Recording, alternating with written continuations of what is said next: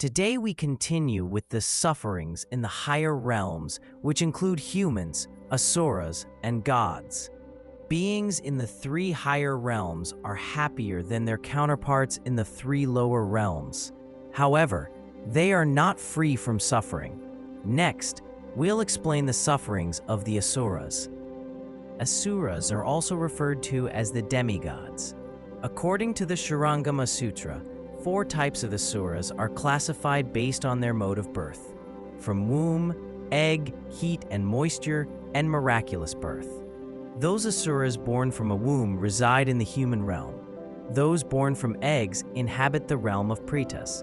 Those born from heat and moisture exist in the realm of animals. And those born through miraculous birth dwell in the realm of gods. According to Master Ji's commentary on the Lotus Sutra, there are 2 kinds of asuras. Those asuras in the realm of pretas live near the sea. Those asuras in the realm of animals reside at the bottom of the sea. As you can see, descriptions of the asuras vary in Buddhist scriptures. By studying the sufferings of the asuras, you will understand that they do not possess true happiness, even though they belong to the higher realms.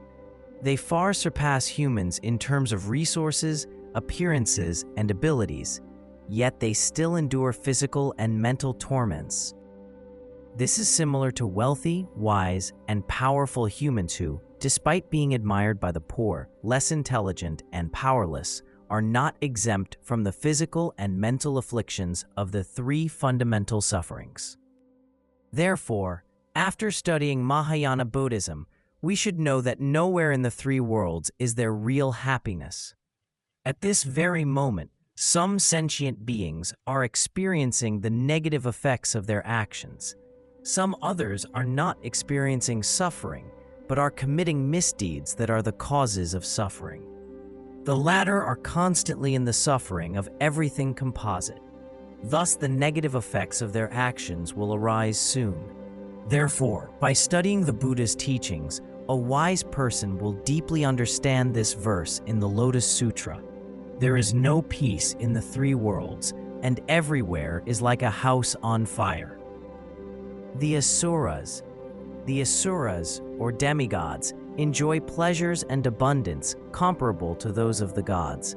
However, due to their strong tendencies toward envy, conflict, and aggression, carried over from past lives, they experience intense jealousy as soon as they take their current form, driven by the consequences of those past negative actions. Some individuals on the earth live lives akin to those of an asura. Although they possess both wealth and power, they are consumed by anger, jealousy, and ignorance. They are deeply ensnared by their afflictions and unable to escape suffering, rendering their money and power incapable of bringing them happiness. As for asuras, even in their own realms, they are constantly embroiled in territorial and provincial disputes, endlessly fighting and arguing among themselves over these conflicts. Some areas in our world have been in conflict for over a decade, leaving the people there in a perpetual state of panic. This is likely due to the fact that their karmic consequences, which would have led to their rebirth as asuras, have instead manifested earlier in the human realm. Speaking of conflict, it is inevitable that ordinary beings experience interpersonal disputes. However, for the sake of this life and future lives, we should strive to get along well with others.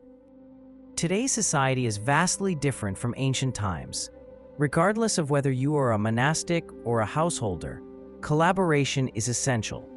If an individual lacks team spirit and refuses to work together, it will be challenging for them to be accepted within a group. Therefore, one's character plays a crucial role.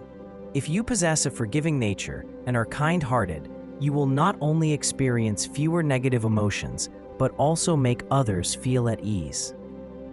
Conversely, if a person has a poor character, a bad temper, and poor practices, they will bring unease and trouble to those around them. We may encounter someone like this. They may appear human, but their inner nature resembles that of an asura, Perhaps they were a soldier in an Asura troop in a previous life and have temporarily come to the human realm in this life. Once their task here is complete, they may return to the Asura world on Mount Meru to resume their duties. Of course, Asuras do possess great karmic merit. The Sutra of Rebirth in the 6 realms of samsara states, one often engages in acts of insincerity and falsehood, and favors hatred, boasting, and aggression. Because one made offerings in the previous life, one is reborn as an Asura. Thus, only if one practiced generosity in past lives does one have the chance to be born as an Asura in this life. We practitioners must carefully observe our minds. If we engage in virtuous actions to accumulate merit while simultaneously harboring intense jealousy and competitiveness, it indicates that we have not tamed our minds despite studying the Dharma. In such cases, we may easily be reborn as Asuras in the next life, and often find ourselves in conflict with the gods. Why do Asuras make war on the gods?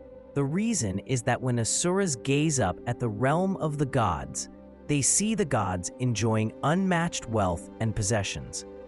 They also observe that every desire of the gods is fulfilled by a wish-fulfilling tree, whose roots, however, lie in the realm of the Asuras. Consumed by unbearable jealousy, they arm themselves and march off to battle against the gods. When the gods realize what is happening, they head to the forest of aggression, where they too prepare for battle by donning armor and taking up arms. The gods are preoccupied with indulgence and are not aggressive at all. However, upon arriving at the forest of aggression, they immediately become aggressive. Some Dharma friends are usually easygoing, but the moment a certain person is mentioned, their expression changes and they become overwhelmed with anger.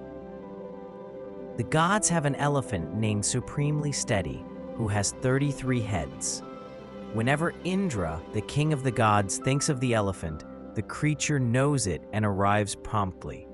Their king, Indra, sits atop the central head of the elephant, surrounded by his ministers positioned on the 32 other heads.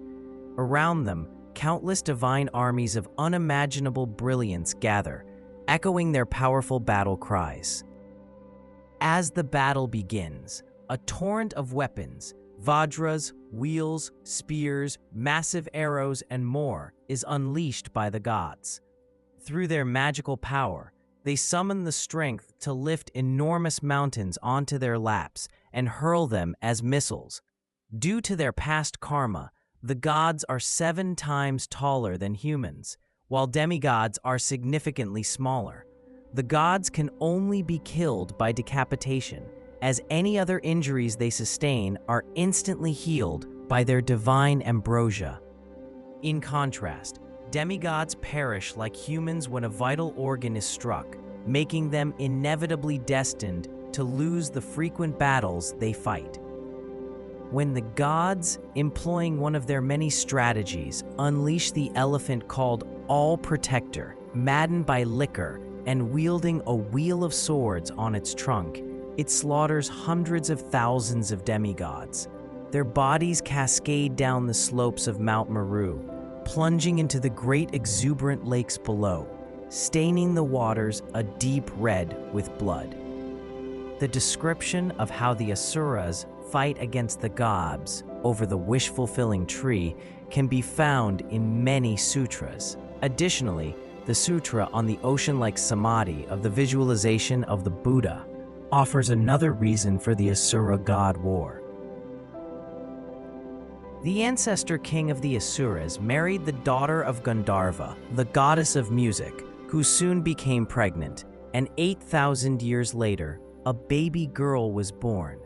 The girl was exceptionally beautiful, her beauty unmatched by anyone. Indra fell in love with her and proposed marriage. The king of the Asuras was delighted and readily agreed to the union. Indra married the Asura king's daughter and bestowed upon her the name Pleasant Wish. He lavished her with affection in every way. One day, Indra visited the joyful garden and played with many palace maids in a pool. Seeing this, Pleasant Wish was consumed by jealousy and secretly sent 5 yakshas to deliver her complaint to her father. The message they carried was, "Indra does not love your daughter anymore. He has abandoned me to play with palace maids in a pool. Please help me.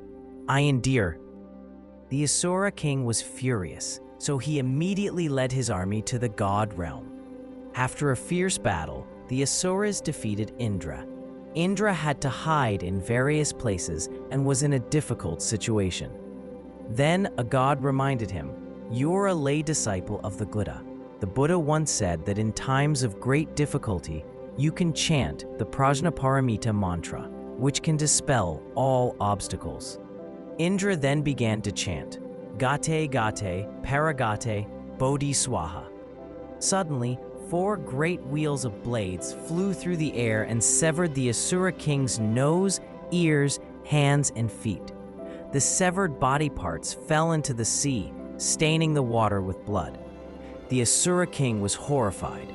With no other options, he had to hide himself in the hole of a lotus root. The first Asura god war was over. However, the war did not end there. It is said that many years later, Indra fell in love with another daughter of the Asura king, so he sent a goddess of music to propose marriage on his behalf. The Asura king felt that Indra had insulted him beyond measure, so he immediately sent his troops to attack the gods again. As the Asuras were about to overtake the palace of the gods, Indra remembered to use the mantra once more. Due to the power of the mantra, the Asura troops were defeated again, and the Asura king had to hide himself once more in the hole of a lotus root. When eating a dish of lotus roots, make sure to check the holes. An Asura king might be hiding inside. According to some Buddhist scriptures, the Asura king can be taller than Mount Meru, but through his magical powers, he can sometimes shrink to the size of an ant. Indra took over the city of the Asuras, but did not find the Asura king. Noticing the many Asura girls in the city, Indra took all of them away. Subsequently, the Asura king sent an ambassador to negotiate a truce. The ambassador mentioned that Indra was the Buddha's disciple and should not break the precept against stealing. Indra thought about it and realized he needed to do the right thing, so he promised to release all the Asura girls and also offered divine ambrosia as compensation. The Asura king, in turn, offered his daughter to Indra and voluntarily took refuge, becoming a disciple of the Buddha. Thus, the Asura god war came to an end. As you can see, the Asura king possesses incredible power. The Sutra of the Right Mindfulness of Dharma presents 2 accounts in which the Asura king covers the moon and the sun with his hands, resulting in a lunar eclipse and a solar eclipse. The reason the Asura king is so powerful is that in a previous life, when he was a Brahmin, he successfully extinguished a fire in a stupa to protect it from damage. Due to this virtuous act, he desired a formidable physique in his next life. However, because of this ambition and his fondness for combat, he was reborn as the Asura king in the realm of Asuras. From this story, we understand that mantras possess incredible power. For instance, mantras can help gods turn defeat into victory and conquer the Asuras. Speaking of the power of mantra, a lama from Qinghai province comes to mind. Once Khenpo Munsel Rinpoche of Qinghai fell seriously ill. The great Jigme Phuntsok Rinpoche sent a few Dharma masters, myself included, to visit Munsel Rinpoche and extend well wishes for his long life on behalf of Jigme Phuntsok Rinpoche and Larungar Buddhist Academy. Conditions at Larungar were not as favorable as they are today. There was a jeep, but no one could drive it. We searched around and finally found a Qinghai Lama who could drive. He then took us to visit Munsel Rinpoche. On the way back, before we reached Sertar, it snowed, and the road became slippery. The Qinghai Lama was not an experienced driver. He often forgot to brake and drove the Jeep into potholes. However, he had great faith in the 3 jewels. Whenever a road situation arose and we asked him to brake, he would fervently chant the Padmasambhava mantra for blessings instead of braking the Jeep. Eventually, the Jeep got stuck in a pothole. Although it did not roll over, it tilted significantly. It took us a while to pull the Jeep out of the pothole, but we finally managed to arrive at the town of Nubzig, the site of the Larangar Buddhist Academy. At that time, it was not easy to drive along the uphill road at Larangar. So this time, the Qinghai Lama was hesitant to drive, saying, the lives of my passengers are more important. I better ask the driver of the great Jigme Phuntsok Rinpoche to replace me. We encouraged him, saying, "You've driven such a long distance, just go uphill." But he replied, "No way, no way, this uphill road is too steep. I'd better find someone else."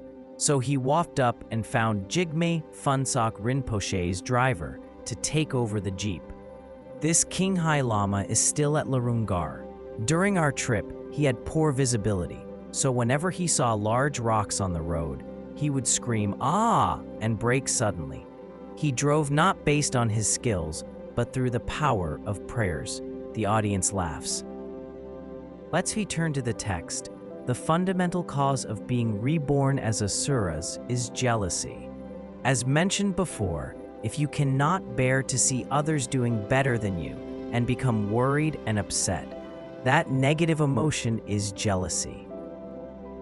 During the reign of Emperor Yongzheng of the Qing dynasty, there was a palace provisioner named Bai who was responsible for managing ritual offerings. Bai was one of the 8 great martial artists of that time. Once on his way back to his hometown, he happened to see a boy practicing martial arts before a large rock. Where the boy's palm struck the rock, sparks of fire were emitted. What great kung fu, Bai thought. There is such a boy living in my hometown. His kung fu is already so impressive. He will easily surpass me when he grows up. Driven by unbearable jealousy, Bai struck the boy dead with a single blow. Before he stopped breathing, the boy glared and gnashed his teeth, saying, "You killed me, but my father, the palace provisioner Bai, will avenge me." Hearing this, Bai felt as if struck by a thunderclap. He then realized he had killed his own son, but it was too late. Therefore, if you harm others out of jealousy, it will ultimately harm yourself. Shakespeare said, "Oh, beware, my lord, of jealousy. It is the green-eyed monster which doth mock the meat it feeds on." Indeed, when a person is consumed by jealousy, they act without proper consideration, as if possessed by a demon. Thus, when competition arises among classmates, colleagues, or Dharma peers, we must examine our minds. Otherwise, if one's jealousy is too strong, they can easily be reborn as an asura in the next life. In the celestial realm, if the power of the asuras increases, the power of the gods will decrease. If the gods are defeated in an asura god war, all kinds of unfortunate events will occur in the human realm, such as natural and man-made disasters. The strength of the gods also depends on the extent of virtuous actions performed by humans. If humans engage in more virtuous deeds, not only will everything in the human realm be smooth and auspicious, but the gods' power will increase, enabling them to defeat the asuras. The Sutra of the Right Mindfulness of Dharma says, if humans practice according to the Dharma, the gods will triumph, and the asura troops will retreat and be defeated. As practitioners, if we do not want to be reborn as asuras, we should frequently contemplate the sufferings of samsara and refrain from aggressive behavior.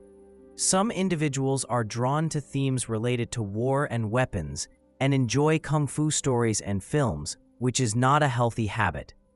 Monastics should avoid such interests, otherwise, there is little point in shaving their heads and taking ordination. For lay practitioners, it is not beneficial to frequently watch war-related films or TV shows, or to read books about war. In fact, it is not difficult to be reborn as an asura. According to the Sutra of Parables, the Asura king was once a poor man in his previous life. He lived by a large river and often crossed it to gather firewood. Because the river was deep with strong waves, he was submerged several times but was fortunate to survive. One day, he happened to make food offerings to a Pracheka Buddha. After the Pracheka Buddha finished the meal, he threw his bowl into the air and flew away. Seeing this, the poor man was filled with joy and made an aspiration. Through this merit, may I be very tall in the next life, so that no deep water can reach my knees. Because of this, he was reborn as one of the 4 Asura kings. Therefore, we should not make aspirations carelessly. In summary, we should reflect deeply on this. In the realm of asuras, where conflict and strife are unending, true freedom from suffering cannot be found. The gods live their entire lives in perfect health, comfort, wealth, and happiness. However, they are so preoccupied with distractions that the thought of practicing the Dharma never crosses their minds. The Sutra of the Compendium of Essential Teachings states, "The gods are often indulgent, attached to pleasures, and deluded by ignorance. They do not realize the great suffering that awaits them and will inevitably experience it." Some government officials and many millionaires are similar. They either indulge in clubs or occupy themselves with sightseeing, eating, and drinking. Their actions bring no benefit to themselves or others, alas. Gods live their long lives, which can span an entire kalpa, without ever considering the practice of Dharma, even for a moment. They spend their entire existence caught up in distractions, only to suddenly confront death, unprepared. As for us humans, during this precious human life, we should not act like the gods who squander their lives in distraction. Otherwise, when death arrives, we will certainly feel lost and regretful. As stated in the Sutra of the Right Mindfulness of Dharma, the happiness that the gods enjoy is like this. Just like honey mixed with poison, it is not edible. The same is true for celestial happiness, for at the time of death, great sufferings will follow. When honey is mixed with poison, although it tastes good, the mixture is not safe to consume. The same applies to celestial happiness. When death arrives, gods will undoubtedly experience excruciating suffering. While celestial happiness is greater than human happiness, its nature and causes render it unworthy of attachment. Let's now elaborate on this. All gods residing in the 6 heavens of the desire realm, from the heaven of the 4 great kings up to the one known as enjoying the emanations of others, must eventually face the suffering of death and transmigration. 5 signs indicate that a god's death is approaching. First, the radiant glow of his body, which once shone visibly from a great distance, begins to fade. Second, the throne that once brought him endless comfort now fails to satisfy him. He feels restless and uneasy sitting upon it. Some practitioners experience similar restlessness. They dine here today and there tomorrow, never wanting to stay at home. They are as restless as those gods.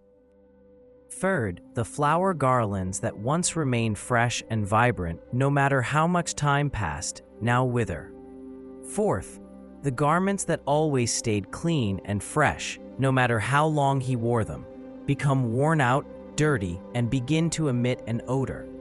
Finally, his body, which had never perspired before, starts to sweat. There are various descriptions in Buddhist scriptures regarding the 5 signs that foreshadow the death of a god. When these 5 signs of impending death manifest, the god is tormented by the painful realization that his life is nearing its end. His celestial companions and beloved consorts, aware of his fate, can no longer approach him. Instead, they maintain their distance, scattering flowers and offering their parting wishes. May you be reborn as a human after you depart from this realm. May you perform virtuous deeds and once again attain rebirth among the gods. With these words, they leave him behind. Left completely alone, the dying god is overwhelmed with sorrow. These celestial companions and beloved consorts are not kind. They resemble undutiful children in today's society who do not even bother to make a call or visit the hospital when their parent dies. Moreover, most gods are likely to fall into the lower realms in their next life. This is primarily attributed to their adoption of wrong views at the moment of death or their indulgent and excessive lifestyles as gods. With his divine vision, he perceives where he will be reborn. If it is in a place of suffering, the fear and anguish of his downfall consume him even before his current life has fully ended. As his suffering intensifies, doubling and tripling in severity, he is overwhelmed with despair and spends 7 days grieving. However, in the realm of the gods of the heaven of the 33, 7 days feel like 700 years to humans. The Sutra of the Compendium of Essential Teachings says, "Gods indulge in sensory pleasures. Their happiness swiftly disappears like a waterfall. Their lifespan is but a fleeting moment, yet they are too ignorant to know it." Gods continuously indulge in sensory pleasures which vanish as swiftly as a waterfall. However, they remain unaware of this. It is only as they approach death that they finally realize, "How ignorant I am. I wasted my life indulging myself and never engaged in any virtuous deeds." It is difficult for gods to perform virtuous acts. Except for those divine beings who are actual emanations of bodhisattvas, most gods are unable to even recite the Mani mantra once. Therefore, the Sutra of Individual Liberation states that a human life is far superior to a god life. In the human realm, regardless of how busy and distracted a person may be, they can still find ways to make offerings, engage in charitable activities, practice the Dharma, and more. These actions lay the foundation for a fortunate next life. However, the situation is quite different in the God realm. Gods squander their lives on distractions and neglect the practice of Dharma. As a result, they will eventually be consumed by immense remorse at the moment of death. Therefore, the Buddha urges us to internalize the principle of impermanence. The Sutra of the Compendium of Essential Teachings states, "All sentient beings should realize the principle of impermanence. Living beings will be devoured by death. Prosperity will be overshadowed by decay." Why is this? Because every living being, whether from the God realm or the human realm, will eventually be devoured by death. Prosperity and wealth will inevitably diminish to nothing, and nothing will remain. During that time, the God reflects on the happiness and comfort he once had, realizing he cannot hold on to it. This brings deep sorrow as he experiences the suffering of transmigration. Simultaneously, he looks ahead and sees the painful future that awaits him, filling him with fear and despair. The combined pain of losing everything and dreading what is to come is even worse than the suffering in the hell realms. We may think that the gods live in the celestial realm, so they must be happy. However, this is not the case. When gods undergo transmigration and approach death, they endure immense suffering, just like those corrupt officials in the human realm whose illicit deeds have been exposed. Even if these corrupt officials have not yet been imprisoned, they are filled with remorse, and some even commit suicide by jumping from high-rise buildings. They do this because they have lived excessively indulgent lives and cannot face the impending punishment and suffering. Nevertheless, the reason corrupt officials commit suicide is also attributed to their lack of awareness of the Buddha's teachings. If they had studied Mahayana Buddhism, even if they ended up in prison, they would have understood that everything is impermanent. They would have known that being greatly respected in the past, but now being imprisoned and bad-mouthed, is completely normal. Thus, as long as we possess the power of the Dharma, we have the courage to face any challenges that come our way. The suffering described above applies to gods in the desire realm. In the higher divine realms, the form realm and formless realm, there are no obvious sufferings of death and transmigration. However, once the good karma that brought them there runs out, these gods suddenly fall into lower realms as if waking from a dream. This is their suffering. As Nagarjuna says in Letter to a Friend, understand that even Brahma himself, after attaining happiness free from attachment, will still face unending suffering, serving as fuel for the fires of the hell of ultimate torment. The Mahasanga Vinaya, Great Canon of Monastic Rules, also states gods and humans and all sentient beings are all constrained by afflictions and will fall into lower realms after death.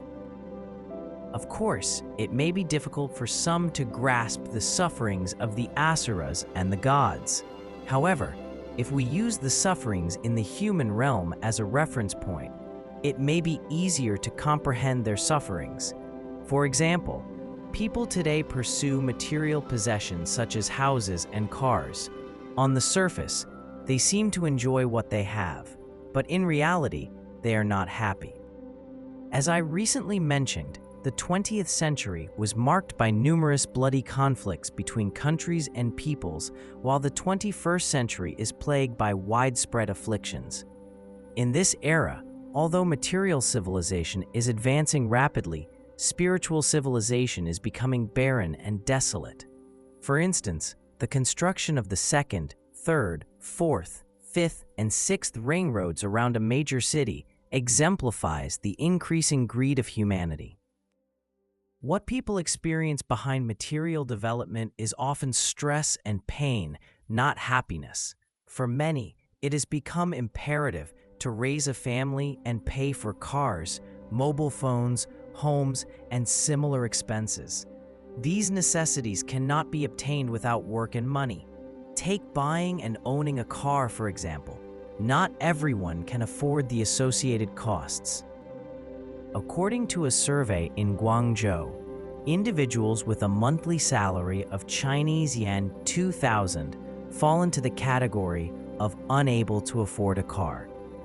Those earning Chinese yen 3,000 are classified as able to afford a car but not maintain it. People with a monthly salary of Chinese yen 4,000 can afford to buy and keep a car worth Chinese yen 100,000, while those earning Chinese yen 6,000 can buy and keep a car worth Chinese yen 150,000.